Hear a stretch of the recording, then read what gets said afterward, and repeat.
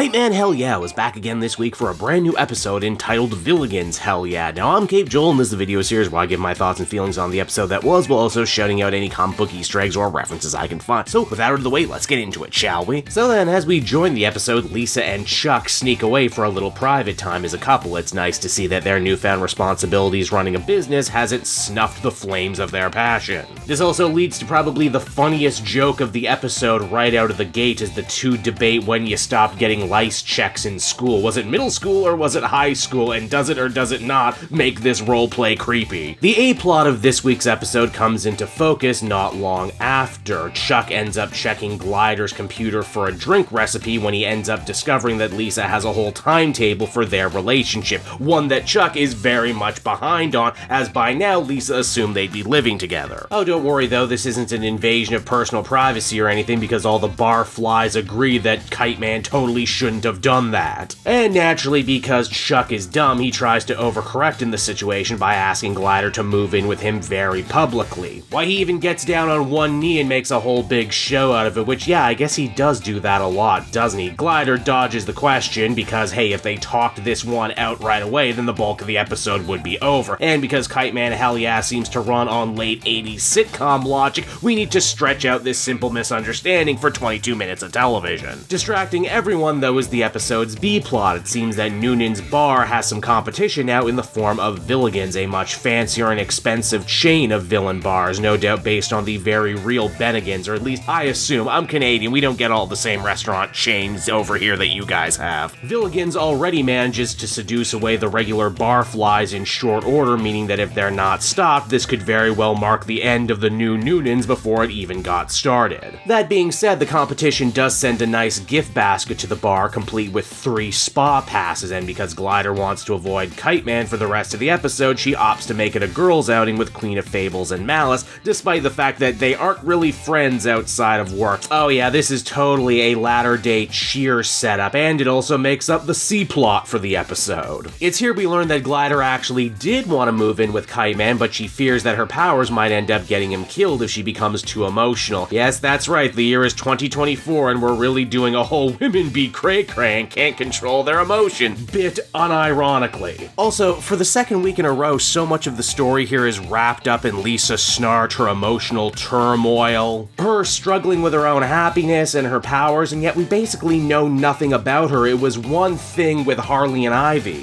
When that show didn't give us their whole origins right out of the gate because they had been in so much other Batman media before, we could infer a lot of their history. But here they're trying to do the same with Golden Glider, but it just doesn't work nearly as well because she's so much more of an unknown entity. The spa, if nothing else, is where we get our big action set piece of the episode, as it turns out this was all one giant Villigan's plot to assassinate the staff of Noonan's. The fight scene itself is pretty cool, with Glider taking out all of her attackers in only a towel, as the animation team tries their hardest to mask the nudity with blood. What's not nearly as impressive, though, is that this whole aside here probably features some of the worst, most Fozzie Bear level groaner jokes of the entire episode. Ladies, I'm starting to think this is a trap. Starting to think this must be our third date because I'm about to give you head. Seriously, all we're missing is the laugh track. It's one thing for Kite Man to tell bad jokes because he's supposed to be bad at everything, but when everyone else starts doing it, it just becomes grating. Speaking of Kite Man, with the girls gone, Chuck gets to spend some time with old man Sean Noonan himself, who despite selling the bar, never actually left. I was hoping he might offer that non-wacky comedic straight man energy that the show is sorely in need of, considering that he's A, regular human and not a supervillain, and B, and I can't believe it took me this long to figure this out, but he's actually voiced by Mike from Breaking Bad, probably one of the best deadpan performances of the modern era, but unfortunately the show ends up not going that way, as we soon learn that old man Noonan is himself also a wacky, kooky character who might very well have kept Noonan's afloat for years by killing other rival bar owners. And that Chuck himself might very well be forced to do the very same thing, despite the fact that he's never actually killed anyone before if it means saving the bar. Don't worry though, this storyline also ends up going nowhere, and Chuck is maybe only conflicted for about 2 seconds. On a more positive note, I will say though, visually, Villigan's is really damn cool. A DC villain-themed take on Planet Hollywood, right down to some great visual references like Trigun, Raven's father on the floor graphic, and even some great callbacks throwbacks to alternate costumes from the Harley show. By far, though, my favorite reference is the Suicide Squad costumes on the wall, including Deadshot, who's been mentioned several times but never actually shown up physically. Villigans also features servers dressed as supervillains, minus Kite Man, of course, because even they think he's lame as hell. Geez, they have a Calendar Man, but no Kite Man. When Bane realizes he could actually do a better job than the guy playing him, he forsakes Noonan's and takes a job over here, even though in the last episode he fought tooth and nail to try and get hired at Noonan's. The show just kind of forgot about it. Again, inconsistencies all over the damn place. Also, if you're playing along at home, this now officially makes a D-plot in this episode. And by God, how many subplots do you need in one episode? Thankfully, though, things do end up taking a very entertaining turn when we learn that the manager of this Villigans is none other than cult DC Comics villain Baby Doll. You see, Baby Doll, much like Harley Quinn, got her start in the original Batman the Animated Series. Her origin is that she's a failed sitcom star with a genetic disease that makes her look like a child, and all of that seems to be true here in the Kite Man show as well. Everyone remembers her debut episode because it had one of the saddest endings in a show known for regularly doing sad endings. Then there was a less well-received follow-up where she teams up with Killer Croc. After that, she kind of bumps around the DC multiverse in one form or another, but never actually ends up joining the Prime Earth, if I'm correct. Baby Doll in many ways actually kind of ends up being the perfect foil for Kite Man, a guy who can't deal with anyone his own size, but can most definitely hit a child. But will he hit a child? Yes, by the end of the episode, he ends up hitting a woman who's built like a child. It's right around here too, most of the plot lines end up converging when Chuck realizes that the gift basket had a listening device in it, meaning Baby Doll has been spying on them this whole time. The basket is also a bomb. Hey, it can do more than one thing, and Baby Doll plans to use it to kill everyone who didn't go to the spa. Transversely, Glider thinks Kite Man died in that explosion and goes nuts activating her power to save her and the other ladies. Chuck thinks Glider died at the spa and begins to drink. Both are happy to find out that the other lived, and they decide to move in together anyway, despite the fact that no one really seemed to learn anything of substance outside the fact that they love each other. I mean, I guess the moral is when you're a costume supervillain, life is dangerous anyway and you could die at any moment, and a loser like Kite Man would probably be lucky to be killed by a powerhouse like Golden Glider. Yay, romantic, I guess? And don't worry, the barflies all came back on their own once they realized that Villigans was charging them $17 for a soup of the day. Such is the folly of all chain restaurants. And so that was Villigan's Hell Yeah, and while in many ways this episode was better than the two debut episodes from last week, a lot of the same nagging problems continue to persist. A razor-thin storyline with way too many poorly fleshed out subplots that all just kind of start and end on a dime with very little resolution and very little actual impact. It would be one thing if the Kite Man show just wanted to be a more jokey, more irreverent younger brother to the Harley show, but that doesn't work for two big reasons. One, the jokes just aren't there. I know humor is subjective, but a lot of the bits here are just straight up hack level stuff. And two, the writing feels like it needs to have these big dramatic character arcs and bombastic action because, well, the Harley show had it and it doesn't want to seem like a step down, even though the characters themselves remain very one-dimensional and poorly defined. Kite Man does, however, manage to get by mostly on the charm of its voice cast and the many fun DC Universe deep cuts. Beyond that, though, I don't really have much else to say. Baby Doll especially is actually a really fun and unique addition to the cast, and I hope she sticks around, and I hope you stick around next week when I cover the new episode. Until then, everyone, this has been Cape Joel. Thank you so much for watching and listening. Be sure to follow me on social media so you always know when a new episode is about to drop, and hey, maybe consider dropping me a little tip down below too. Every little bit helps. Or check out some of the other comic book videos I've got available. Until then, everybody, bye-bye.